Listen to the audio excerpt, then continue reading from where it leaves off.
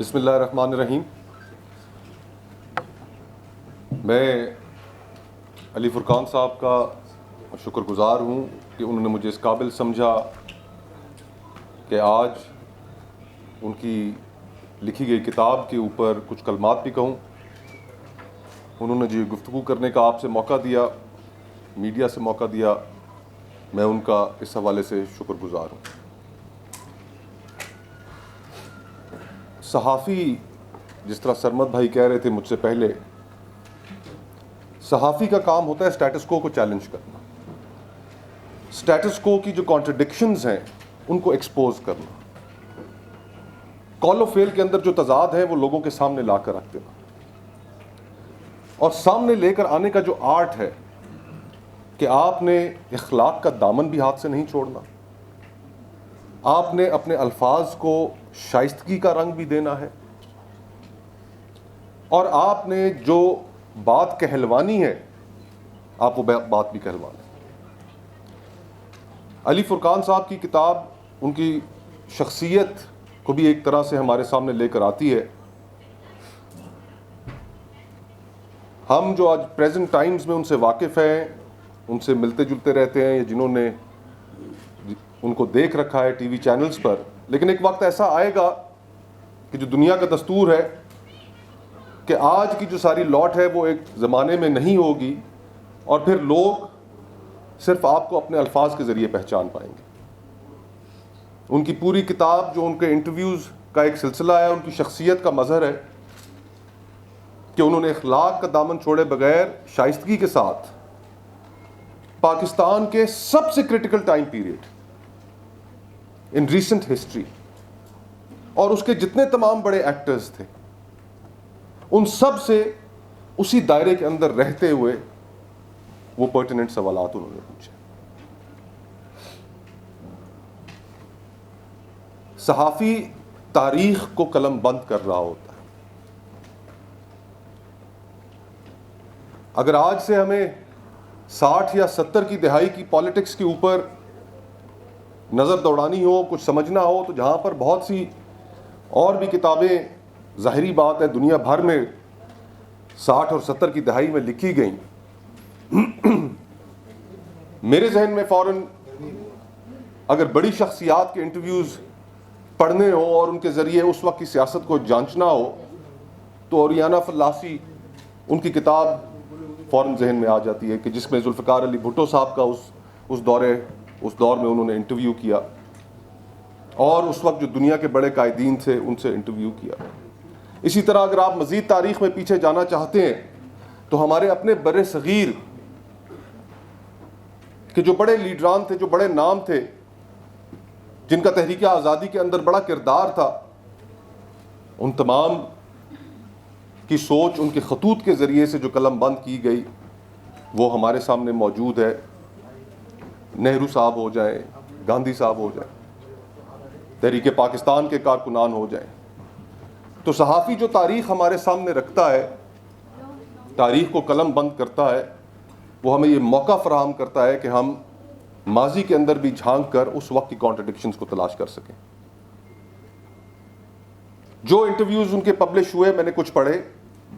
9 مئی کی رات انہوں نے ڈاکٹر شیریں مزاری صاحبہ سے گفتگو کی، ان کا انٹرویو ریکارڈ کیا. اس وقت تحریک انصاف کی جو قیادت دستیاب تھی ان کے ذہنوں میں کیا چل رہا تھا، یہ تاریخ کا ایک اہم حصہ ہوگا. اور پھر 8 فروری سے پہلے وہ 2 بڑی شخصیات کا انٹرویو کرتے ہیں، میاں نواز شریف صاحب کا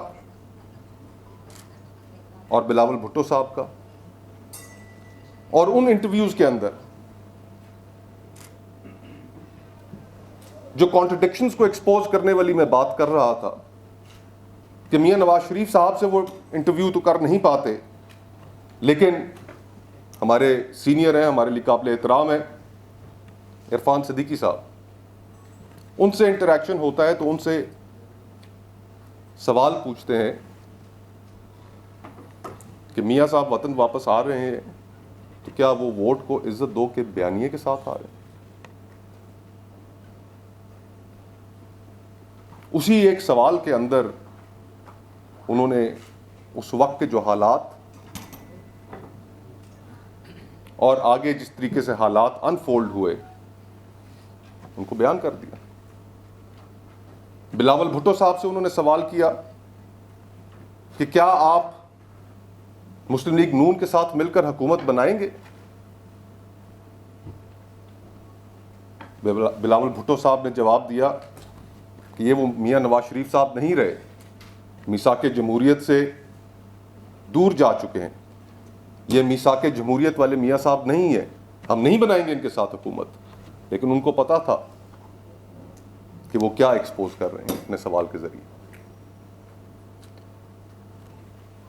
انفارچونیٹلی یہ جو پیریڈ ہے پاکستان کی تاریخ کا 9 مئی سے لے کر 8 فروری تک، میرے نزدیک اس نے پاکستان کی سیاست کو، پاکستان کی پالیٹی کو، پاکستان کی سوسائٹی کو جتنا نقصان پہنچایا ہے اس سارے پیریڈ میں، وہ شاید تاریخ میں اس طرح کم ہی پہنچا ہو. یا تو ڈائریکٹ ڈکٹیٹرشپس نے پہنچایا ہے، لیکن ان کے علاوہ اس پیریڈ نے پاکستان کی تاریخ پر بہت گہرے اثرات چھوڑے ہیں جو آنے والی نسلیں تک بھگتتی رہیں گی. ہم نے 9 مئی کے بعد وہ ایونٹس جو ہم نے سب نے تمام ٹی وی چینلز پر دیکھے، جن کو جھٹلانا ممکن نہیں ہے، لیکن پھر اس کے بعد ہم نے پرسیکیوشن کی وہ ویو دیکھی پاکستان کے اندر کہ جو پروسیکیوشن کا کانسیپٹ تھا وہ کہیں اور رہ گیا. اور اس پرسیکیوشن کے نام پر ہم نے آج سے 2 ماہ پہلے بھی لوگوں کو انہی مقدمات میں، 9 مئی کے مقدمات میں اریسٹ ہوتے دیکھا. ہم نے پھر یہ بھی دیکھا کہ سیاسی قائدین کو 10 سالوں کی قید کی سزا سنائی گئی، اور اس بنیاد پر سنائی گئی کہ ٹیبل کے نیچے 2 افراد بیٹھے ہوئے تھے بھیس بدل کر، اور وہ اس سازش کو ریکارڈ کر رہے تھے. ہم نے پولیٹیکل پارٹیز کی، پولیٹیکل لیڈرز کی وہ پرسیکیوشن دیکھی کہ آج پاکستان کی تاریخ میں اپوزیشن لیڈر سینٹ ایوان بالا، وہ اس میں چارج کیے جا چکے ہیں، ان کو 10 سال قید سنائی جا چکی ہے انہی فلمزی گراؤنڈز کے اوپر. اپوزیشن لیڈر نیشنل اسمبلی، ان کو سزا 10 سال کی سنائی جا چکی ہے انہی فلمزی گراؤنڈز کے اوپر. اپوزیشن لیڈر پنجاب اسمبلی، ان کو بھی انہی فلمزی گراؤنڈز کے اوپر سزا سنائی جا چکی ہے. اور تینوں ان ایوانوں میں سے آج اپوزیشن لیڈرز غائب ہیں. اور پھر ہم نے ساتھ یہ بھی دیکھا کہ جو لوگ پریس کانفرنسز کرتے رہے، ٹی وی پر آتے رہے، اپنا پولیٹیکل فیصلہ بدلتے رہے، وہی لوگ جن کی ہمیں تصویریں دکھائی گئی تھی ٹی وی سکرینز پر کہ یہ بہت بڑے بڑے ملزم ہیں، پھر ہم نے ان کو کلین چٹ بھی ملتے ہوئے دیکھا. اور اس کی وجہ سے پاکستان کے اندر rule of law, independence of judiciary, fair trial, وہی تمام حقوق جو پی ڈی ایم کے دور میں ہم مانگا کرتے تھے، ہم نے ان کو بلیٹنٹلی وائلیٹ ہوتے ہوئے دیکھا. میرے بھائی کیپٹن صفدر صاحب کو یاد ہوگا، ندیم افضل چند صاحب کو یاد ہوگا، کھوسا صاحب کو یاد ہوگا، آپ لوگ بھی وٹنس ہیں کہ جس دن پی ڈی ایم بنی تھی اس کا اعلامیہ دیکھیے اور اس اعلامیہ کے اندر کی گئی گفتگو دیکھیے. آج پاکستان اس گفتگو اور ان مقاصد سے کتنا دور جا چکا ہے. پھر جب ہم 8 فروری تک پہنچتے ہیں، 8 فروری کو ہم کیا دیکھتے ہیں کہ اس ملک میں عوام کے لیے اپنا ووٹ ایکسرسائز کرنا نہایت مشکل بنا دیا جاتا ہے. پولیٹیکل انوائرمنٹ کو سفوکیٹ کر دیا جاتا ہے. ایک پولیٹیکل پارٹی، اس سے اس کا انتخابی نشان چھین لیا جاتا ہے. ان کو جلسے جلوس کرنے کی آزادی سے محروم کر دیا جاتا ہے. ان سے ان کے ووٹرز کو یہ مجبور کر دیا جاتا ہے کہ وہ مختلف نشانوں کی تلاش میں کھو جائیں اور اپنا رائٹ نہ ایکسرسائز کر سکیں. لیکن سلام ہے پاکستان کے لوگوں کو کہ اس کے باوجود بینگنوں، ٹماٹروں اور پیازوں کے اوپر مہر لگا کر انہوں نے اپنا اور اپنی منشا کا اظہار کیا. اور پھر ہم نے کیا دیکھا کہ واضح طور پر عوام نے جو فیصلہ کیا اس کو اٹھا کر ردی کی ٹوکری میں پھینک دیا گیا. ہم معترض تھے کہ 2018 میں جو آر ٹی ایس کا فیلئر ہوا وہ بھی غلط تھا، لیکن 2018 کا آر ٹی ایس کا فیلئر آج کے 2024 کے الیکشنز میں دھاندلی کی بنیاد اور جسٹیفیکیشن نہیں بنائی جا سکتی. ہم تو صرف اسی چیز کے خواہاں ہیں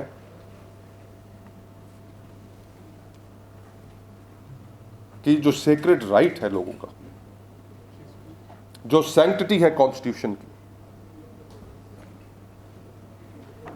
وہ کسی بھی طریقے سے نہ وائلیٹ ہو، نہ اس کو اٹھا کر ردی کی ٹوکری میں پھینک دیا جائے. اگر کوئی 2018 ہو، 2024 ہو، یا اس کے بعد آنے والا بھی وقت ہو، وہ شخص ہمیں پسند نہیں ہو سکتا. ہم اس کی سیاسی نظریات سے اختلاف رکھ سکتے ہیں، لیکن ہم یہ نہیں کر سکتے کہ عوام کے فیصلے کو ردی کی ٹوکری میں پھینک دیں. اور یہی ڈسٹارشنز پاکستان کی سیاست میں، پاکستان کے قیام سے لے کر ابھی تک چلی آ رہی ہیں. ہم نے اس ملک میں محترمہ فاطمہ جناح صاحبہ کو غدار ہوتے دیکھا ہے، ہم نے ان سے الیکشن چھنتے دیکھا ہے، ہم نے تحریک پاکستان کے کارکنوں کو ایبڈو کے تحت جیلوں میں بھرنا اور سیاست سے باہر کرنا دیکھا ہے. حسین شہید سہروردی صاحب جیسے بڑے نام اور تحریک پاکستان کے ہزاروں کارکنان کہ جن کو جنرل ایوب نے ایبڈو کر کر فارغ کر دیا. ہم نے ذوالفقار علی بھٹو کو پھانسی پر چڑھتے دیکھا ہے. ہم نے اس کی بیٹی کو مارشل لاؤ کے خلاف جدوجہد کرتے ہوئے دیکھا ہے عوام کا حق لینے کی خاطر. ہم نے میاں نواز شریف صاحب کو میں ڈکٹیشن نہیں لوں گا کہتے سنا ہے. تو آج ہم جو تمام ہماری جو سوسائٹی ہے، خصوصاً وہ پولیٹیکل پارٹیز جو آج اقتدار میں ہے، ہم نے اس پاکستان کے بنیادی تضاد کو، اس پرنسپل کانٹرڈکشن کو، جس کو عوام ہر دور میں چاہتے رہے کہ وہ حل ہو، ہم کس حد تک حل کر سکے اور کس حد تک ہم اعلی کار بنے، پپٹس اور پونز بنے، وہ ہمارا کردار آپ کے سامنے ہے. علی بھائی نے بڑی خوبصورتی کے ساتھ اپنے انٹرویوز کے ذریعے ہم سیاستدانوں کی کانٹرڈکشنز کو اپنے سوالات کے ذریعے ابھارا ہے، اور لوگوں کے لیے آنے والے وقتوں میں یہ ایک ریفرنس پوائنٹ ہوگا. میں آپ کو اس کتاب کے پبلش ہونے پر مبارکباد پیش کرتا ہوں، اور امید کرتا ہوں کہ ان مشکل حالات میں جہاں پر اب ہمارے دوست کاشف عباسی صاحب وہ محروم کر دیے گئے اپنے پروگرام سے، ان کی مسز مہر بخاری صاحبہ، ان کے اکاؤنٹس بند کر دیے گئے، حبیب اکرم صاحب کو آف ایئر کر دیا گیا، پارس جہازیب صاحبہ کو آف ایئر کر دیا گیا، جمیل صاحب کو میڈیا ٹاؤن سے ان کے گھر سے آف ایئر کرنے کے بعد ایک بینائن ٹویٹ کے اوپر اریسٹ کر لیا گیا، صحافیوں کے سر پر پیکا قوانین کی تلوار لٹکا دی گئی. اس کے باوجود ان تمام حالات میں ہم یہی کوشش کرتے رہیں گے کہ آپ کی آواز بنے اور آپ کے کام کو سراہتے رہیں. اور یہ ریفرنس پوائنٹ جو ہے یہ ایک امانت ہے آنے والی جنریشنز کی، اور آپ نے بڑی خوبصورتی سے اس کو پایا تکمیل تک پہنچایا ہے. وش یو بیسٹ آف لک، اور ہمارا ملک بھی کامیابی کی طرف چلا جائے.